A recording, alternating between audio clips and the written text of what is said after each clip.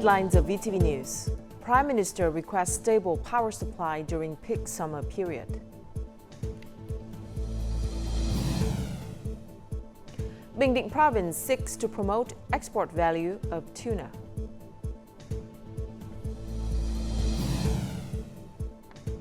And later on in our world news, international community calls for end of retaliation in Middle East.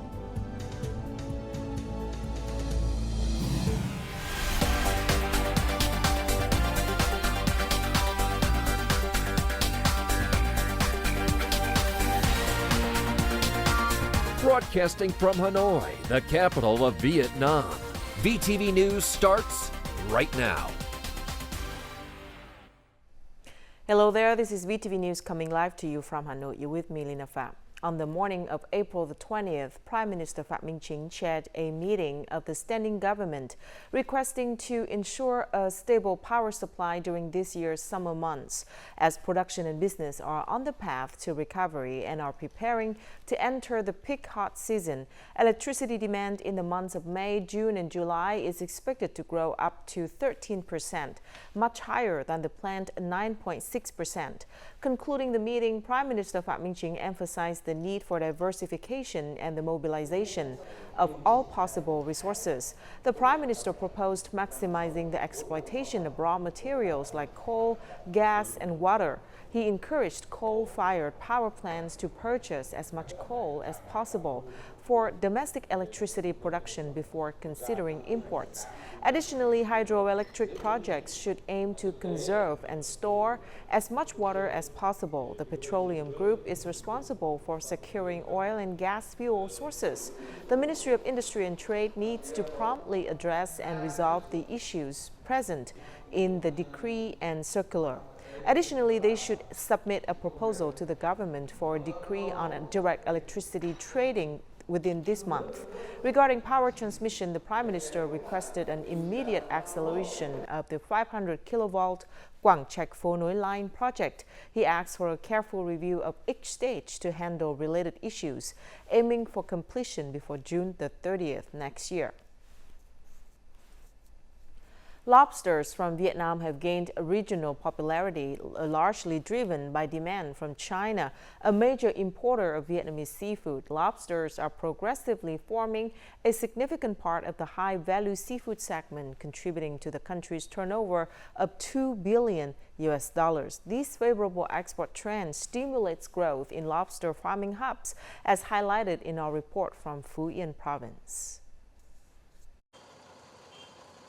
For many months now, Sông Cầu town has been bustling with lobster trading. Good sales have driven up prices upward, motivating many farmers in the trade. Green lobsters have consistently been sold at more than $50 per kilogram for the last 4 months. For farmers who produce low yields, this ensures satisfactory profits.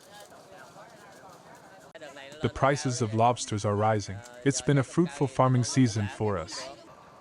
The market prices for lobsters are stable, hitting the highest in years at some points. In Sông Cầu town alone, the exported volume has totaled 1,000 tons over the past 3 months. The first quarter export turnovers of coastal provinces, including Phú Yên and Khánh Hòa, were 11 times higher than those of last year. Localities are actively searching for potential markets to ensure output for farmers. Our province, in coordination with the Ministry of Agriculture and Rural Development, has been in talks with South Korean and Japanese partners to diversify our exports out of China.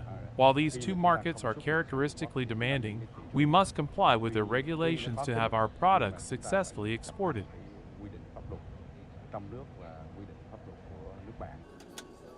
China has imposed strict regulations on its imports.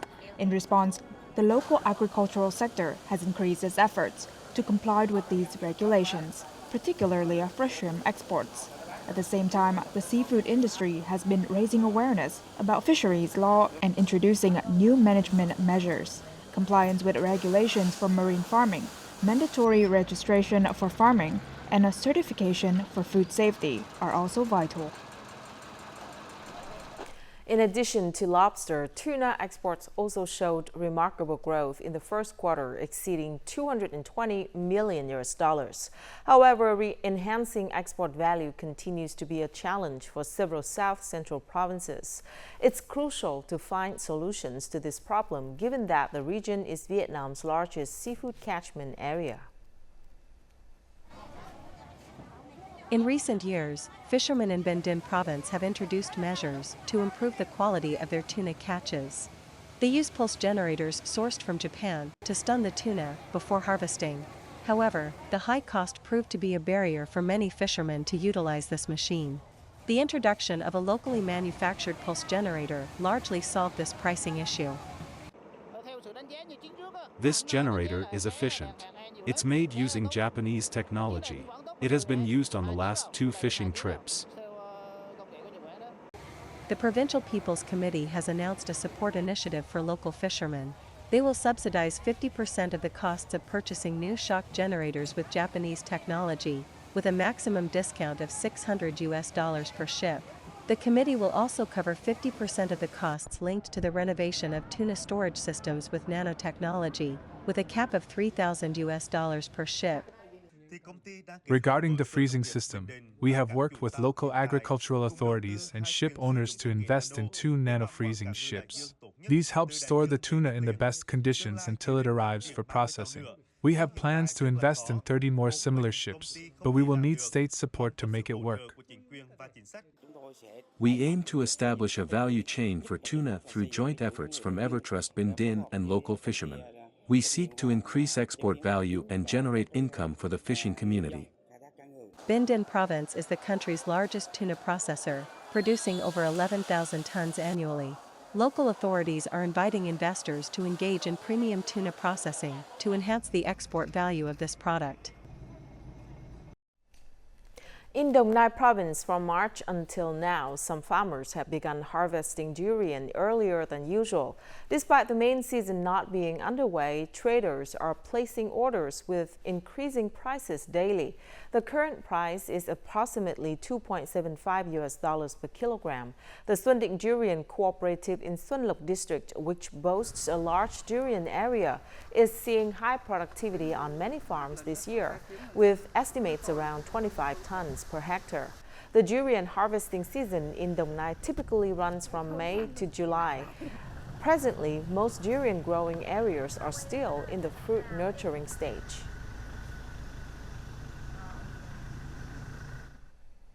The country's export of agro products was a highlight in the first quarter. Specifically, Vietnam's vegetable and fruit export turnover reached $1.25 billion, marking a 27% increase compared to the same period last year. This is the first time Vietnam's vegetables and fruit exports have exceeded $1 billion in the first quarter of the year. Durian exports played a significant role in this achievement, accounting for 90% of the country's exports to neighboring China. Vietnamese durian trucks are currently being processed for export to China via the Kim Thành 2 International Border Gate. As the country only has off-season durian products, this is an ideal time for exports, with current prices being double the usual rate. Moreover, Vietnam has surpassed Thailand for the first time in durian exports to China. Improved export procedures are also helping to boost trade. Export procedures are much quicker than before. Thanks to the opening of the digital border gate, transport time is cut by a third. We prioritize the fastest customs clearance, especially for fresh goods, to ensure quality when exporting to China. Durian, along with other agro products such as mangoes, watermelons, and jackfruits, benefit from expedited customs clearance. For instance, this business exports nearly 100 tons of mangoes daily, which are all cleared in one morning. However, the peak harvest for these fruits is forecast to be from April to July. Therefore, it's essential to ensure faster procedures and a lower cost during this period to minimize risk and potential damage. We create the most favorable conditions for agricultural products from across the nation to be exported through Lào Cai, especially from southern regions such as Bến Tre, Long An, Bình Thuận provinces, which export the most fruits. We need to have professional logistics, low costs, and meet business demands. This requires even stronger efforts. Lào Cai's customs clearance procedures should be at the forefront nationwide. According to experts, Vietnamese enterprises need to put more effort into the remainder of the year. This includes reforming procedures and reducing infrastructure costs to achieve the goal of over $6 billion in vegetable and fruit exports. The Thai cabinet has approved a financial package worth 1.8 billion baht, over $49 million to assist the Lao government in maintaining and improving National Highway 12 in Laos. National Highway 12 is a crucial part of the Trans-Asia road system stretching from Thakek town, the capital Kham Mueang province in central Laos, to the Cha Lo International Border Gate in Quang Binh province, Vietnam. According to the Thai government, enhancing Laos National Highway 12 will improve road traffic and logistics connecting Thailand with Laos, Vietnam, and China. Additionally, it will reduce the transport time from 10 hours to just 4 hours. This route is also considered the shortest path from Thailand through Laos to Vietnam and vice versa along the East-West Economic Corridor. Upon completion, the Thai government expects the volume of goods transported from Nakhon Phanom province into Laos via National Highway 12 to increase by about 50%. Coming up next, publishers pursue innovative promotion strategies to boost book distribution and advance reading culture. And Roddendron blooms across Hoang Lien Mountain.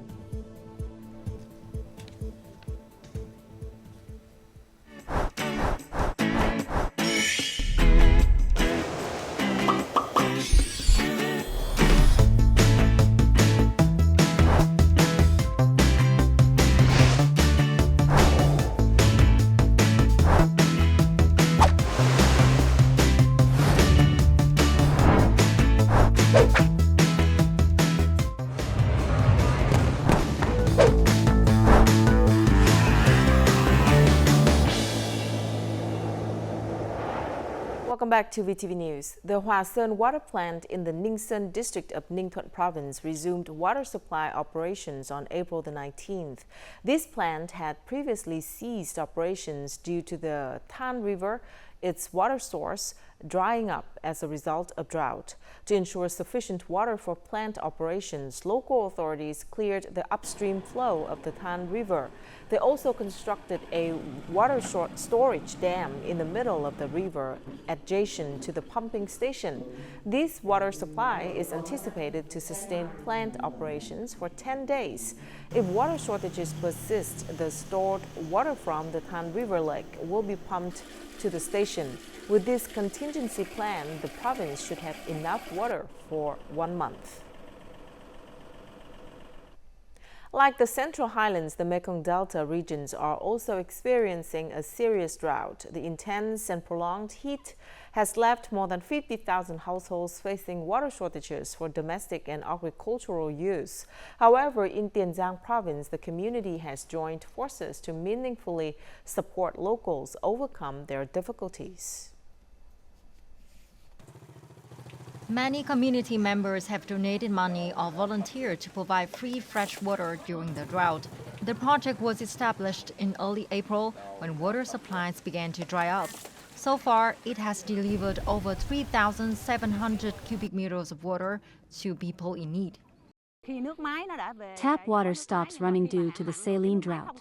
Understanding this difficulty, I have called for community support to provide free water from barges to local people and to maintain this activity until the drought is over. Tiền Giang province has installed over 110 public water taps. The local authorities also established teams to transport water to support older people and people with illnesses or mobility difficulties. We came here to bring fresh water to your families, hoping to help you overcome the water shortage in your daily lives.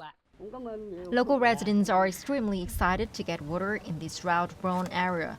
They come to fetch water after farming. If used economically, a few cans of water for each individual can be sufficient for several days. I'm so happy that I can't sleep at night. I no longer have to travel 2 kilometers to get water anymore. The water supplies can be full or low, sharing in the community never dries up. These acts of kindness show a strong sense of solidarity and are long-standing traditions in the country. Hundreds of individuals from poor and near-poor households, as well as those with disabilities and others in adverse circumstances, have been examined by doctors at Military Hospital 105. The screenings aim to detect common diseases of the heart, cardiovascular system, respiratory system, and digestive system. The hospital also organized free medication distribution for the patients. This program exemplifies efforts to ensure no one is left behind, fostering a spirit of solidarity and kindness within the community. Many people with disabilities used to feel reluctant or even afraid of going out on the street. However, there have been positive changes over the past 10 years.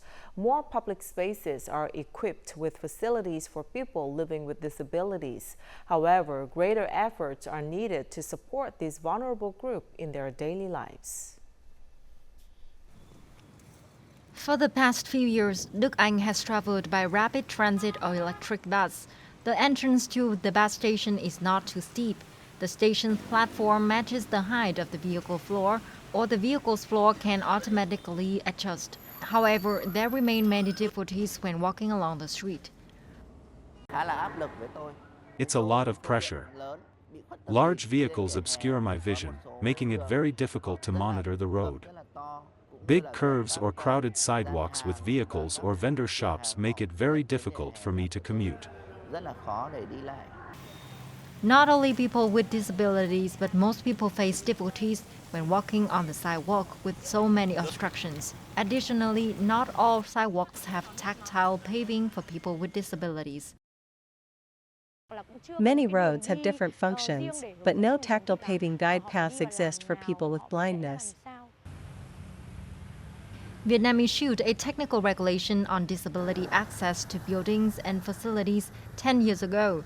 Consequently, many railway and bus stations have facilities to meet accessibility requirements. These include ramps, priority seats at the ticket office, and suitable toilets. It is estimated that 30 to 40% of all traffic infrastructure has not been upgraded to meet standards. In comparison, approximately 30% of bus stations have infrastructure to ensure accessibility to people with disabilities. For the legal regulations to be effective, we must first raise the awareness of public transportation employees and enhance their skills to support people with disabilities safely. As many difficulties navigating the streets remain for people with disabilities, Đức Anh feels blessed to live in a big city where he can easily travel with adaptive support.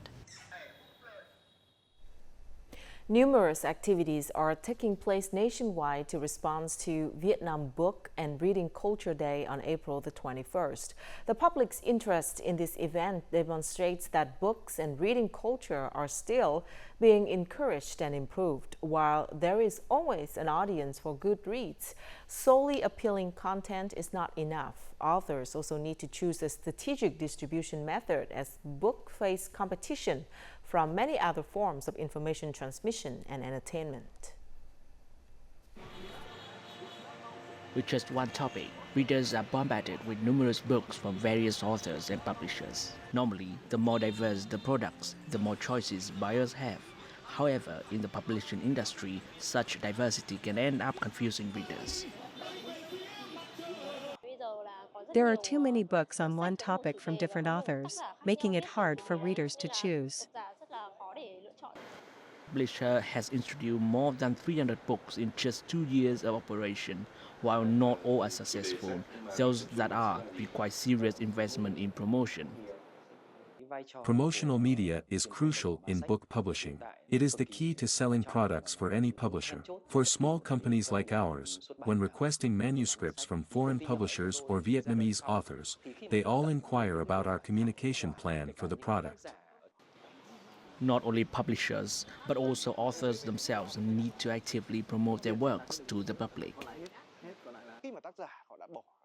It's regrettable when an author puts a lot of thought and effort into their work but does not step up to protect it in the market. We have seen many good books that are forgotten as soon as they are put on the market. Works that have had nearly a century-long life, like The Adventure of a Cricket, designing new, beautiful editions will be the most effective way to promote reprints. We invest in art, in different forms of books, such as comics. Renewing work will enhance promotional effectiveness. Events like Vietnam Book and Reading Culture Day are held and widely promoted by media agencies. This year's theme is closely related to digital transformation, highlighting the role of the internet in promoting a reading culture. This summer, Quảng Bình province has introduced many new tourism products to attract visitors. New activities have been added for tourists at a Mok Stream, Chai River, and Dark Cave. Additionally, the infrastructure has been upgraded with a variety of new services. Currently, Quảng Bình boasts over 530 accommodation establishments with roughly 8,500 rooms and nearly 500 homestay establishments. The province aims to welcome 4.5 to 5 million visitors this year, hoping to increase tourism revenue to over 5,600 billion Vietnamese dollars. Both residents and tourists in Đà Lạt City are surprised at how many cherry blossom trees are currently blooming. The season is believed to be around 2 weeks, which normally falls during the Tết holiday. But this latest blossoming is attributed to the rains at the end of March. This also shows that climate change is affecting the trees blossoming. Admiring the blooming rhododendron on the peak of Phan in Lào Cai is a thrilling experience, especially as these flowers are most beautiful at this time of year. Their blossoms enhance the magnificent natural landscape of the Hoàng Liên Range. Passionate about biology, this tourist was extremely excited to observe over 40 different species of rhododendrons in various colors. For me, it's twice. Second time to be here. It's beautiful, excellent. I was heard from the news and see the very unique. Phan Xipang Peak in the Hong Lin Sun Range is renowned as the holy land of rhododendrons, hosting many ancient trees that are between 300 and 400 years old. I was introduced to many types of rhododendrons in bloom. My friend and I use up all our battery power taking photos. There are many types of flowers here, and each is beautiful in its own way. Some are yellow, some are red, but all are impressive. I took many photos and will learn more about these flowers. The rhododendrons in Hong Lin Forest impress tourists with their vibrant colors and ancient moss-covered stature. With the rhododendron season still ongoing, visitors can continue to admire their magnificent beauty during the upcoming holiday from April 30th to May 1st. Coming up next in our world news, international community calls for end of retaliation in MIDEAST. And North Korea conducts cruise missile warhead test. World leaders have urged a restraint following an alleged Israeli retaliation against Iran on Friday.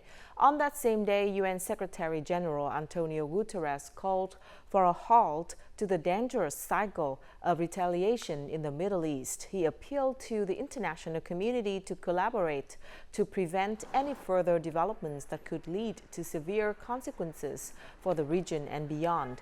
The G7 foreign ministers expressed their commitment to preventing a conflict between Israel and Iran. Middle Eastern countries, including Jordan, Egypt, Oman, and Lebanon, emphasized the need for both sides to show a restraint, a sentiment echoed by China and Russia.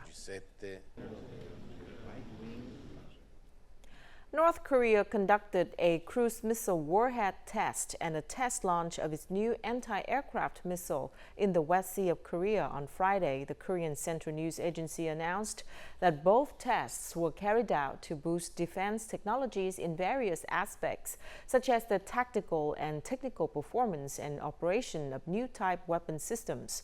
It added that the test launch was not related to the regional situation. South Korea, Japan, and the U.S. have not yet responded to the series of North Korea's test launches. Despite diplomatic progress, the U.S. and China are in the midst of a trade dispute with multiple calls for higher tariffs and levies. As of Saturday, imports of propionic acid from the United States will be subject to a levy of 43.5%. The Chinese Ministry of Commerce delivered the statement after a July investigation found that the Chinese domestic propionic acid industry was materially damaged. Earlier, U.S. President Joe Biden proposed the implementation of higher tariffs on Chinese steel and aluminum products. China expressed opposition to this proposal. For too long, the Chinese government has poured state money into Chinese steel. An estimated 125,000 people will die in the U.S. in 2024 from lung cancer, according to the National Cancer Institute.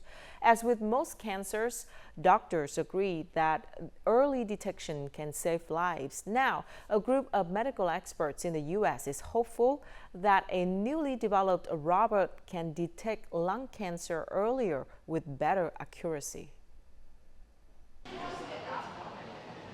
At Sutter Health's Mills Peninsula Medical Center in Burlingame, California, they're getting help for diagnosis from a new ion bronchoscopy robot unveiled recently. The new ion robot allows doctors to navigate the lungs with a virtual map produced from the CT scan taken in a screening, as well as provides a real-time view of the lungs as the catheter enters the breathing tubes of the lungs. This tool allows us to go after almost any nodule in the lung to try to provide patients with diagnostic certainty. When we can give patients diagnoses, we can alleviate some of their anxiety, and/or we can make treatment decisions to help take care of whatever the problem is. The robot also keeps tabs on the lung's borders, providing doctors with a range and distance that the needle can be used for the biopsy safely without causing a lung collapse. I see this as the future. There may or may not in the future be ways that we can treat lung cancer from the inside without having to send patients to radiation or surgery.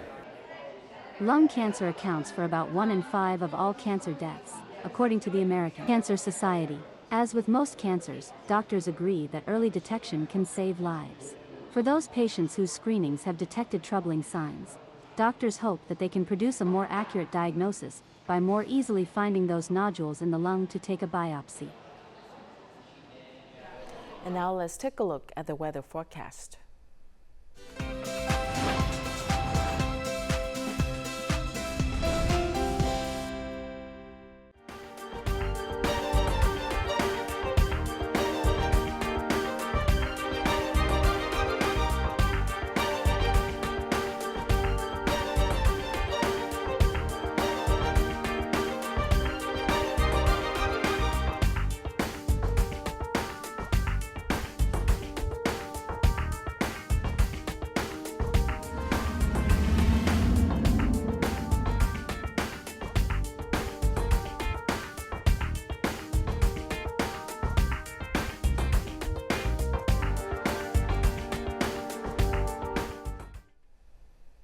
And that's it for this edition of VTV News. Thank you very much for watching. To rewatch our program, you can download VTVgo from App Store or Google Play, or tune in our YouTube channel at youtube.com/VTV4Go. Goodbye for now.